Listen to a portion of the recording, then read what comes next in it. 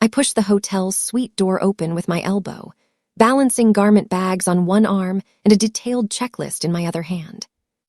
The moment I heard hushed giggles coming from the bedroom, my body went cold. I froze in the doorway, my brain trying to make sense of what my eyes were seeing.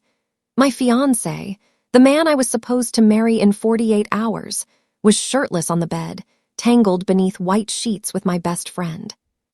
They hadn't heard me come in. They were too busy laughing, too absorbed in each other to notice the woman whose life they were destroying standing 3 feet away. My vision blurred at the edges. My breath turned sharp and metallic in my throat. The garment bags slipped from my hands and hit the hardwood floor with a sound like a gunshot. They both jerked toward me, their faces shifting from pleasure to shock in the span of a heartbeat. "You've got to be kidding me," I whispered, my voice barely audible over the rushing sound in my ears. My name is Marisol Voss, and in that moment I realized the wedding I'd spent a year planning. The venue I'd toured 6 times, the flowers I'd agonized over, the vows I'd written and rewritten, had never actually included me at all. I was just the backdrop for their betrayal.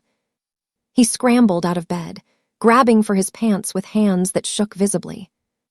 "Marisol, wait, it's not what it looks like," he stammered, zipping his jeans with clumsy desperation.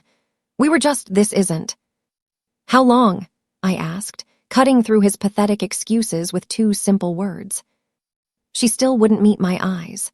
My best friend since college, the woman who'd helped me choose my wedding dress, who I'd asked to be my maid of honor. She stared at the floor like if she looked hard enough she could disappear through it. Her silence was the answer I needed. "How long?" I repeated, my voice stronger now. "A few months," he finally admitted, running his hands through his hair. "Look, I have cold feet, okay? The wedding's been stressful and we just..." "Stop talking." My heartbeat was so loud I could barely hear his words. Everything sounded distant and muffled, like I was underwater. The room smelled like their cologne and perfume mixed together, a scent that would make me nauseous for months afterward. I turned and walked out of that hotel's suite before I could throw up on their expensive carpet. Behind me, I heard her say something to him, but I couldn't make out the words. I didn't care what she had to say anymore. I sat in my car in the hotel parking lot for an hour, staring at the bouquet sitting in my passenger seat. The flowers I'd chosen with her beside me. The ones she'd helped me pick, offering opinions on roses versus peonies, laughing about how stressed I was over details that nobody would remember anyway. She'd been planning to destroy me even then, hadn't she?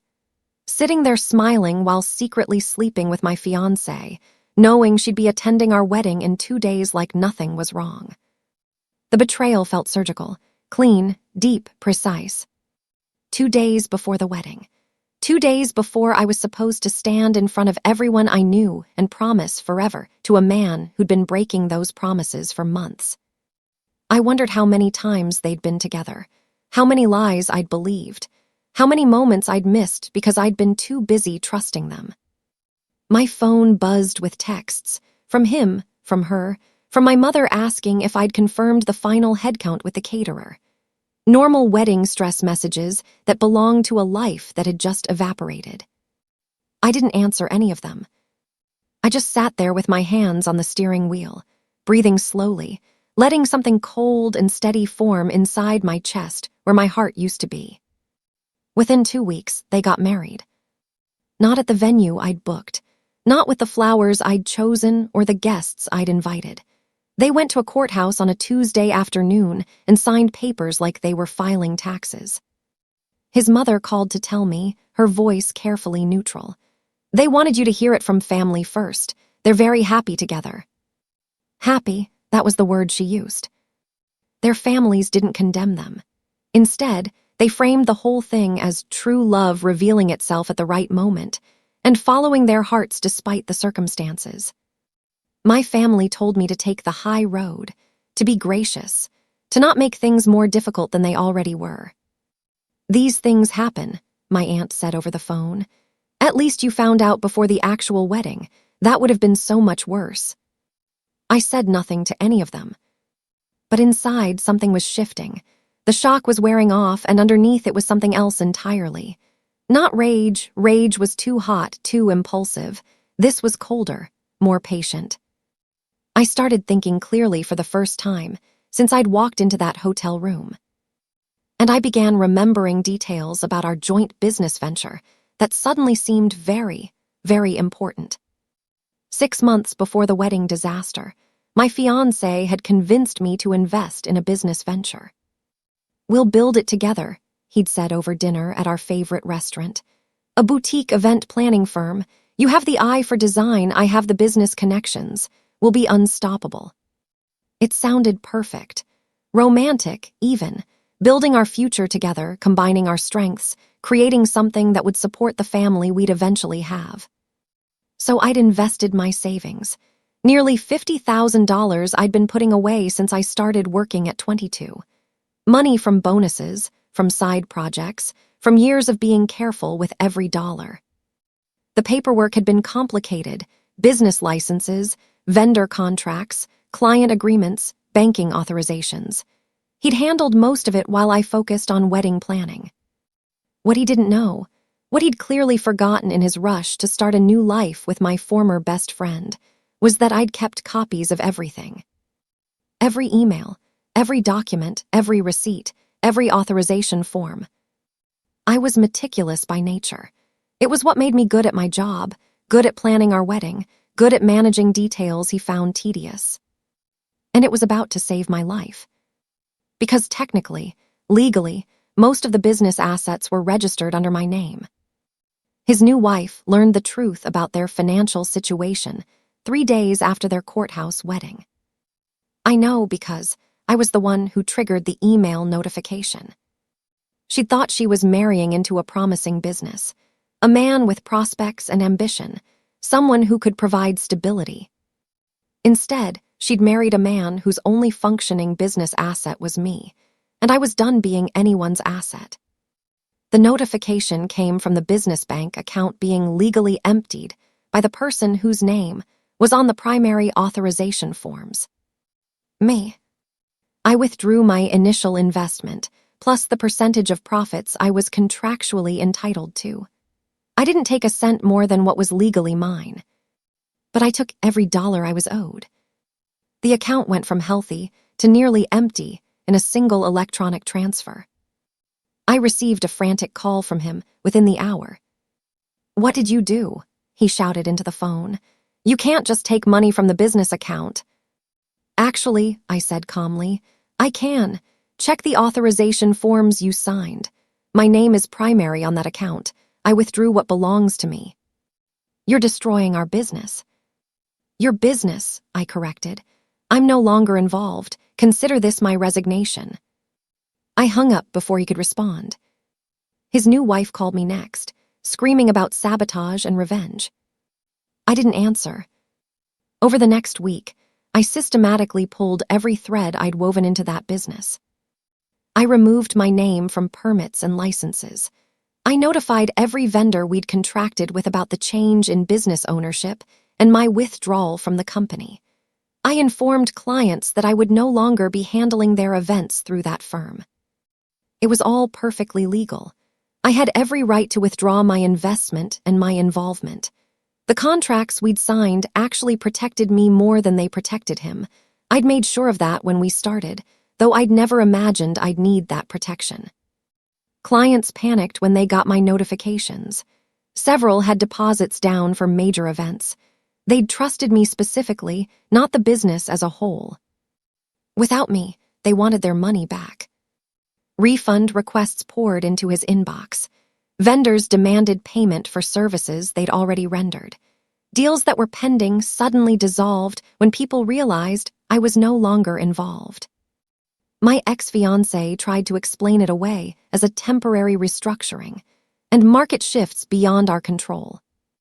His new wife tried blaming me publicly on social media, but her posts got deleted within hours when people started asking uncomfortable questions about why his business partner had left so suddenly, just weeks after he'd married someone else. The truth was starting to seep out, and it didn't paint them in a flattering light. 21 days after their wedding, their business folded completely. It collapsed like wet cardboard, fast, inevitable, messy. Lawsuits arrived from angry clients who wanted deposits returned. Vendors who'd provided services without payment threatened legal action. Contracts were voided left and right.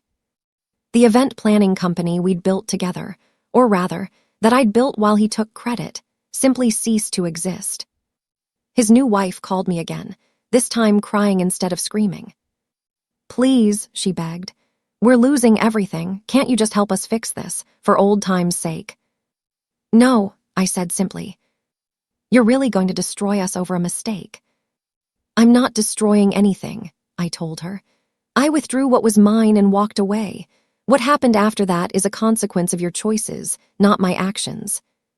"He said you were vindictive," she spat, her tears turning back to anger. "He said you'd try to ruin us." "Then he should have thought of that before he slept with you 2 days before our wedding." I hung up and blocked both their numbers. Their marriage, already shaky from the stress of financial collapse, began its slow, inevitable rot. I'd barely lifted a finger. I'd simply removed my support, and the whole structure had tumbled down without it.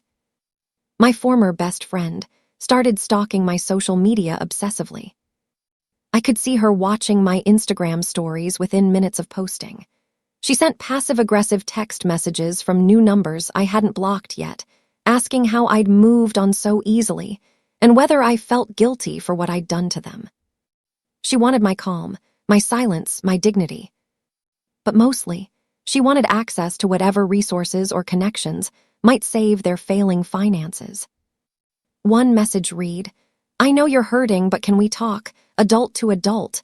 We used to be best friends. Doesn't that mean anything?" Another, "You're being really immature about this. It's been weeks. When are you going to accept that people fall in love and move on?" And another, "I heard you're starting your own business. Maybe we could collaborate, put the past behind us." I didn't respond to any of them. My silence drove her crazy. She'd been expecting me to lash out, to seek revenge publicly, to make a scene. When I didn't, when I simply withdrew and focused on rebuilding my life, it unsettled her more than any confrontation could have. She needed me to be the villain in their love story. Without my rage, they were just two people who'd betrayed someone who'd trusted them, and the weight of that truth was crushing them. I used everything I'd learned from our failed business to quietly launch my own event planning brand. No drama, no big announcement, no social media campaign declaring my independence. I just started working. I reached out to vendors I'd built relationships with. I contacted a few clients who'd expressed disappointment when I'd left the previous company. I created a simple website and a professional portfolio using photos from events I'd personally managed. I called my new company Voss Events, my maiden name, clean and professional. The first client came through a referral from a photographer I'd worked with before. A small corporate event, nothing flashy, but it paid well and went perfectly. The second client was a wedding. The bride had originally booked with my ex's company, but requested her deposit back when I left. She found me through my new website and booked immediately. "I always knew you were the talented one," she told me over coffee while we discussed her vision. "He just took the credit." Word spread quietly through the industry, not through gossip or drama, but through results. I delivered what I promised. I met deadlines. I stayed within budgets. I didn't make excuses when things went wrong, I fixed them. Slowly, steadily, clients who'd left his company found their way to me. Within 3 months, people were talking.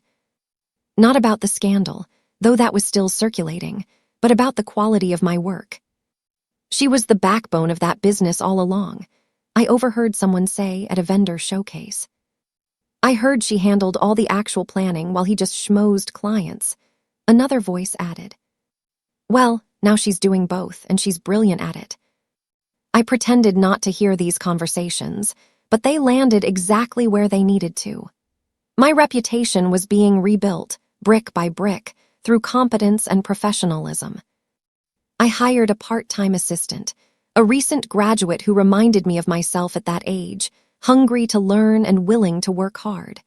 I taught her everything I knew about managing vendors, handling difficult clients, staying calm under pressure. My calendar started filling up. Spring weddings, summer corporate events, fall galas. I worked 16-hour days without complaint. Every successful event was proof that I didn't need him, that I'd never needed him.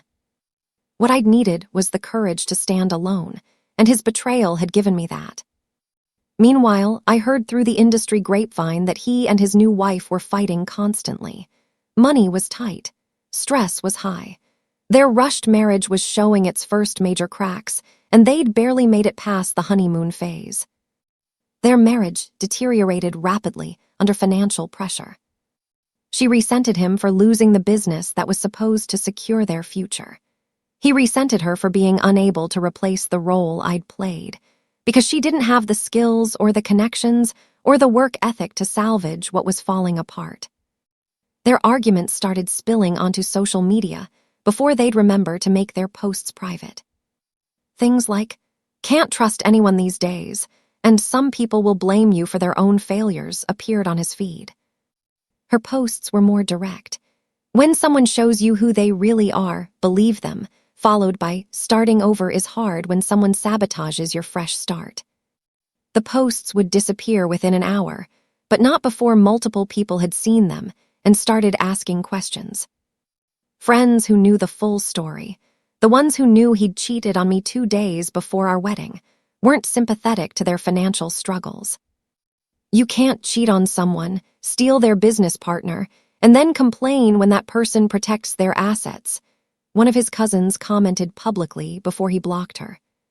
The court of public opinion was turning against them, and I hadn't said a single word to influence it. The truth was doing all the heavy lifting for me. My unexpected breakthrough came from someone I'd almost forgotten. A wealthy resort manager named Tobias reached out via email. We'd worked together on a corporate retreat 8 months earlier, back when I was still partnered with my ex, and I'd handled everything flawlessly despite several last-minute complications. "I was disappointed to hear about the changes at your former company," his email read. "But I was thrilled to discover you've started your own firm. I'd like to discuss a long-term partnership." We met for coffee the following week. He explained that his resort hosted dozens of high-end events annually: weddings, corporate retreats, anniversary celebrations, and they needed a reliable event coordinator who could handle their most demanding clients. "I remember how you fixed that audiovisual disaster during the tech conference," he said. "You were calm, creative, and you made the client feel taken care of. That's rare." He offered me an exclusive contract. His resort would recommend me as their preferred event planner, and I'd receive priority booking and favorable commission rates. It was the kind of opportunity that could transform my struggling startup into a thriving business overnight. I signed the contract 3 days later. Meanwhile, that same resort had blacklisted my ex-fiancé for defaulting on a deposit from a canceled corporate event, collateral damage from his business collapse. The irony was almost poetic. Desperate to salvage something from their financial wreckage, my ex took out a private loan. Not through a bank, they'd already denied him, but through one of those predatory lending companies that advertise on late-night television and charge interest rates that should be illegal. He borrowed $30,000 at 24% annual interest, hoping to revive some version of the event planning business that had collapsed. His wife emptied what remained of her savings account to contribute another $15,000. Together, they tried to rebuild what I'd walked away from. But they didn't have my vendor relationships. They didn't have my reputation for reliability. They didn't have my years of experience managing the tiny details that make or break an event. What they had was debt, desperation, and a marriage held together by financial stress rather than love. The business attempt failed within 6 weeks. They'd spent money on marketing and website redesign and new business cards, but they couldn't book clients. People in the industry remembered the drama, the broken contracts, the refunded deposits. Now they had all their original debt plus the new loan, and nothing to show for it except a fancy website nobody visited. The loan collectors started calling. First daily, then multiple times per day. Then they started contacting family members and former employers, trying to track down payment. Their financial situation went from bad to catastrophic. Their reputation in the event planning industry was completely destroyed. Vendors who'd worked with us before started warning each other. His name became synonymous with unreliability, broken contracts, and personal drama that spilled over into professional relationships.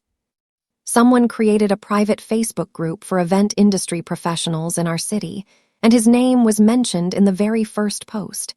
Be careful working with his name. Multiple vendors haven't been paid. Lots of drama and excuses. The thread filled with stories from caterers, photographers, venues, and florists who'd had similar experiences. I didn't contribute to the thread. I didn't need to. The evidence spoke for itself. Meanwhile, my name started appearing in different contexts. If you need a reliable planner, try Marisol Voss.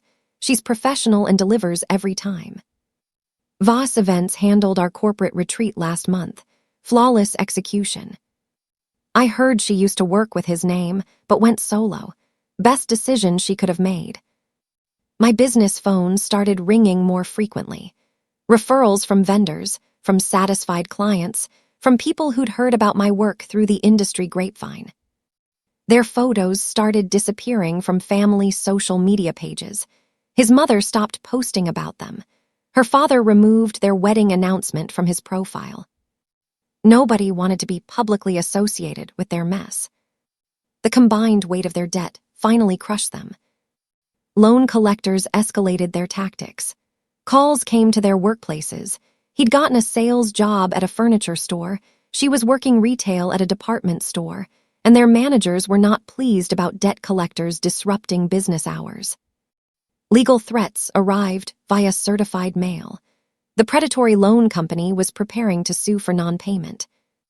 Their dream house, a small bungalow they'd bought hastily after getting married to prove they were thriving and building a life together, went into pre-foreclosure. They'd put almost nothing down and couldn't keep up with the mortgage payments on top of everything else they owed. For sale signs went up in their yard with the dreaded, bang-coned marker in the corner. She posted a long, rambling Facebook status about people who sabotage others and women who can't let go of the past, clearly directed at me even though she didn't use my name. He commented, "Some people would rather see you fail than admit they were part of the problem." The post got 3 likes and 17 comments, most of them asking what had happened and whether they were okay. They deleted it within an hour. The truth was, nobody was sabotaging them. They were drowning in consequences they'd created entirely on their own. I was just doing well in the distance, and that made their failure even harder to accept. 6 months after their betrayal, my business hit 6 figures in revenue. I stared at the number in my accounting software for a long moment, barely believing it was real. In half a year, I'd built something that exceeded anything we'd accomplished together. One of my high-profile events, a luxury wedding at Tobias's resort, was featured in a regional wedding magazine. The photos were stunning. Sunset ceremony on the beach, reception under string lights, every detail perfect. My name appeared in the credits. Event planning and design by Marisol Voss, Voss Events. The magazine ran a brief sidebar about me, focusing on my approach to event planning and my rapid rise in the industry. They mentioned I was a rising star and praised my attention to detail and calm under pressure. No mention of the scandal, no reference to betrayal or broken engagements, just professional recognition for professional work. I bought 5 copies of that magazine. I kept one framed in my office, sent one to my parents, gave one to Tobias as a thank you for the opportunity, and saved the rest. That night, I treated myself to dinner at an expensive restaurant, the kind of place I used to think was too extravagant for a regular Tuesday. I ordered whatever I wanted without checking prices. I had dessert and good wine. I celebrated alone and felt perfectly content. His mother confronted me at a grocery store 3 weeks after the magazine feature came out. I was in the produce section, picking through avocados, when I heard her voice behind me. "Marisol, we need to talk." I turned to find her standing with her arms crossed, her expression hard. "You sabotaged my son," she said without preamble. "You destroyed his business out of spite, and now you're rubbing your success in everyone's face." Other shoppers were starting to stare. I kept my voice calm and low. "I withdrew my investment from a business I was legally entitled to leave," I said. "Every action I took was legal, documented, and justified. If the business couldn't survive without me, that says something about who was actually running it." "He made a mistake." "He cheated on me 2 days before our wedding," I interrupted, still quiet but firm. "With my best friend, and you're upset that I protected my assets afterward." She opened her mouth to respond, then closed it again. The truth was stunning her into silence, forcing her to confront what her son had actually done rather than the victim narrative she'd constructed. "I'm sorry about what happened," she finally said, her voice softer. "But you didn't have to ruin his life." "I didn't ruin anything," I said. "I removed myself from a situation where I'd been betrayed. What happened after that was a consequence of his choices, not my actions." I put my avocados in my cart and walked away. 2 weeks later, my former best friend sent me a long email. The subject line read, "I'm sorry." The message was pages long, full of rambling explanations and justifications and apologies that contradicted each other.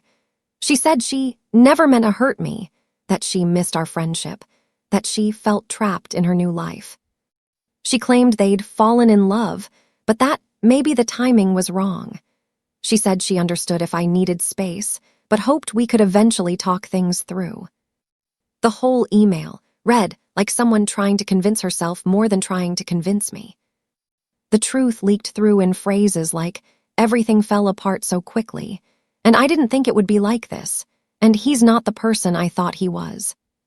She was realizing, too late, that the man she'd destroyed my life to be with wasn't worth the cost. That the affair had been exciting, but the marriage was exhausting. That being the other woman was thrilling, but being the current wife was just hard work and money problems. I read her email once, archived it in a folder I'd never look at again, and went back to work. I didn't respond. I didn't need to. Her regret wasn't my problem to solve. Her loneliness wasn't my responsibility to fix. I'd moved on to a life that didn't include either of them, and I planned to keep it that way. He showed up, uninvited, at one of my events 4 months later. I was managing a corporate anniversary celebration, 200 guests, live band, 5-course dinner, when I saw him across the room. He looked thinner than I remembered. His suit was wrinkled. He had the desperate energy of someone who'd run out of options. He approached me during the cocktail hour, interrupting while I was coordinating with the catering manager. "Marisol, can we talk?" His voice shook slightly. "Just 5 minutes." "I'm working," I said, not making eye contact. "Please, I need to talk to you about a partnership opportunity." I looked at him then, really looked. This was the man I'd almost married.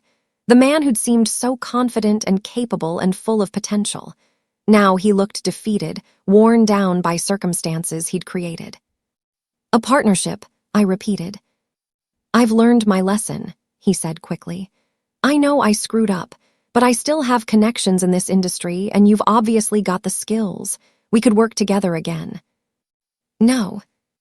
Just hear me out." I gestured to one of the security personnel I'd hired for the event. "This man is not on the guest list. Please escort him out." His face crumbled. "Marisol, please."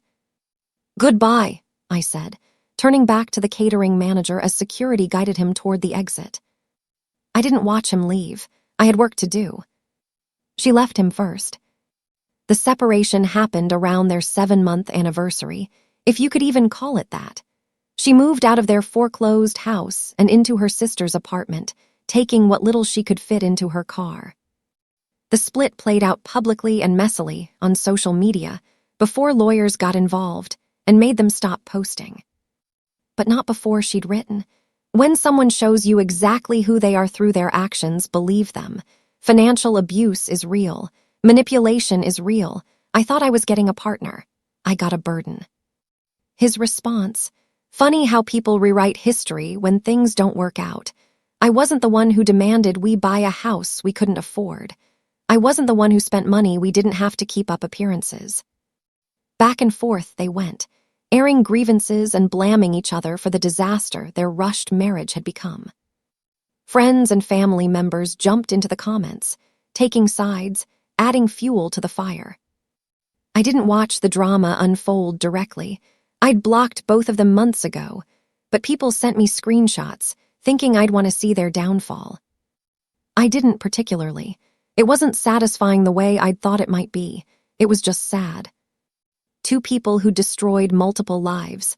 Mine, theirs, their families, were now destroying each other, and there was nothing triumphant about watching it happen. It was just the inevitable conclusion to choices that had been doomed from the start. He hit rock bottom 6 months after their separation. Lost his car when he couldn't make payments. Lost his apartment when his roommate situation fell through. Eventually lost his furniture store job when he showed up late too many times, too distracted by his crumbling life to be reliable. Friends stopped answering his calls. Family members grew tired of his requests for temporary loans. His social media presence devolved into vague posts about false friends and people who turn their backs when you need them most. I heard all this through mutual acquaintances, people who would update me even though I'd never asked. "He's been asking about you," one former colleague told me over coffee. "Wanting to know how you're doing if you ever mention him. I think he realizes what he lost." "He lost more than just me," I said. "He lost his integrity. That's not something I took from him. He gave that away himself." The colleague nodded slowly.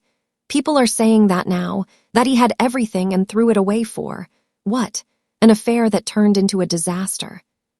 His downfall was complete, but I'd barely been involved. I'd simply removed myself from the situation and protected what was mine.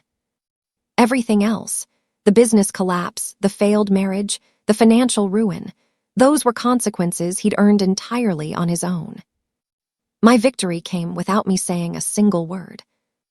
At an industry networking event, I was chatting with a potential client when someone mentioned my ex-fiancé's name. "Oh, wasn't he the guy who cheated on that brilliant event planner right before their wedding?" the potential client said. "What an absolute fool." "She's thriving now, isn't she?" The colleague I'd been talking to nodded. "Marisol's one of the best in the business. We're lucky to have her in our community." I didn't add anything. I didn't need to. My success had rewritten the narrative completely. I wasn't the jilted bride anymore, the victim of betrayal, the woman whose wedding had been canceled 2 days out. I was the talented professional who dodged a bullet and built something remarkable from the ashes. His name had become a cautionary tale. Mine had become aspirational. People who booked with me often mentioned they'd heard about my story, not with pity, but with respect. "I love that you turned something terrible into something amazing," one bride told me. "That takes real strength." I never confirmed or denied the details of what had happened. I just smiled and said, "I'm grateful for where I ended up." And I meant it. The revenge I'd wanted, the justice I'd craved in those first raw days after discovering them together, had materialized without me having to orchestrate it. Life had handled it for me. Their divorce was finalized at almost exactly the 6-month mark of their marriage. Faster than most divorces, but when there are no assets to divide and both parties just want out, the process moves quickly. The official end of their union was announced via a brief social media post from her, moving forward into a healthier chapter, grateful for lessons learned. He posted nothing. The whispers started immediately through family networks and friend groups. The phrase I heard repeated most often was, "If they hadn't betrayed Marisol, none of this would have happened." Their story became a cautionary tale about betrayal and karma, about how cheating might feel thrilling in the moment, but destroys everything it touches. Parents used their story to teach their children about integrity. Friends referenced them when discussing the importance of honesty in relationships. They'd become an example of exactly what not to do, and their names would be associated with that lesson for years. Meanwhile, my name was associated with resilience, professionalism, and success. I'd won without throwing a single punch, without posting a single accusatory status, without seeking revenge in any traditional sense. I'd simply removed myself from their chaos, protected what was mine, and built something better. Their collapse had been inevitable. My rise had been earned. And that made all the difference. Today, I own my dream home, a renovated brownstone with high ceilings and natural light pouring through tall windows. My business has expanded beyond anything I imagined that terrible day in the hotel room. I have a team of 5 talented coordinators working with me. We handle over 60 events annually.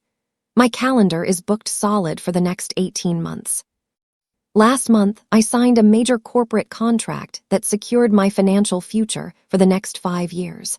The kind of contract that means I can choose projects based on passion rather than necessity. My life is peaceful, stable, full of work I love and people I trust. No drama, no betrayal, no looking over my shoulder waiting for the next disaster. I bought myself a new car, a luxury sedan I'd admired for years but never thought I could afford. I'm planning a solo vacation to Italy next spring, something I'd always wanted to do. The revenge I'd wanted in those first terrible days, after the betrayal wasn't loud or dramatic or public. It was this, building a life so good that their betrayal became the best thing that ever happened to me. My silence had been more powerful than any accusation. My success had been more devastating to them than any sabotage I could have planned.